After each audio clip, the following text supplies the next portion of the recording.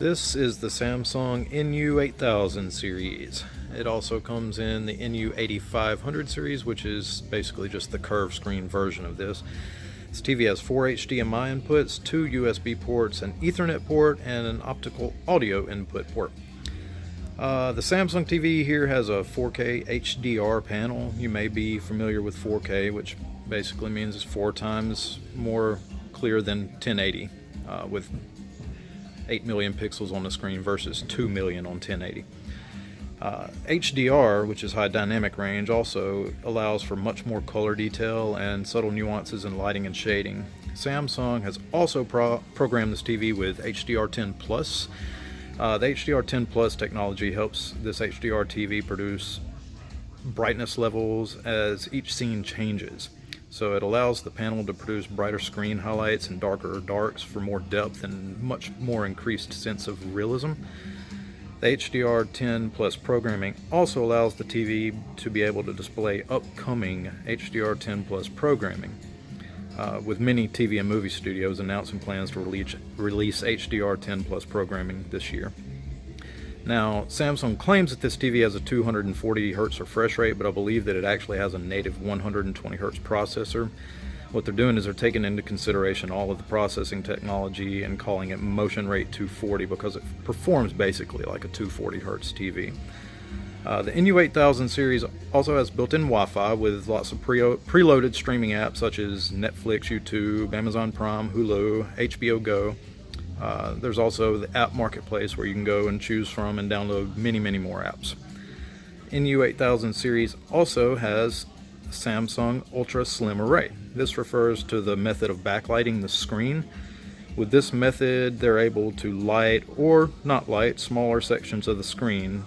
Basically, it's going to give you the ability, say if you're watching a sunrise over a mountain range, you'll still achieve the proper black levels in the shadows without the sun itself bleeding into the dark areas. This TV also allows for 4K HDR gaming with game mode. What this does is it stops the TV processor from processing frame-by-frame images, which can slightly degrade the picture quality, but it will also reduce input lag, which is awesome for fast-paced competitive gaming like Fortnite, Halo, Battlefield, all your games like that. If you're kind of more into playing graphics intense games like RPGs, then game mode might not be for you. The TV is also equipped with Bixby voice recognition, which you are probably familiar with if you own a recent Samsung phone. To use this, you just simply hold down the microphone button on the remote, say your command, and let it go. You can do lots of commands like controlling the volume, changing the channel, changing TV settings in the menu, opening apps, play, rewind, fast forward, or pause video, or search for anything on the web just by saying search for blah blah blah. Samsung One Remote is also a pretty cool tool. You can use this remote to actually control nearly any device that's connected to the TV. Blu-ray players, surround sound system, sound bars, cable boxes, even your gaming consoles. The TV detects and recognizes the devices connected to it, then the remote is able to control them. So there really is no need for a big pile of remotes, just to control all your devices.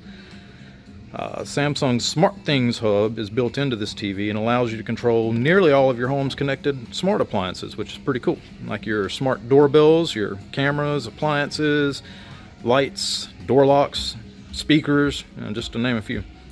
You can get notifications on screen, such as when your laundry is finished or if someone's at the door. Your smart doorbell camera can be displayed on the screen. With the sync and share function, you can also display whatever's on your phone, your tablet, your laptop, etc.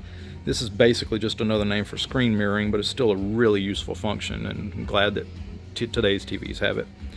The NU8000 comes with a 1-year manufacturer's warranty through Samsung. The main thing they will not cover is going to be power surge, so it's kind of recommended now that if you buy a TV, go ahead and get the extended coverage, as most of these do cover power surge. I would recommend before buying extended coverage from whoever your retailer is, just ask them if it covers power surge, because that's going to be the main thing you really need to worry about with really TVs and all appliances these days. I really like this TV. In my opinion, I kind of like it better than the QLEDs, but you be the judge.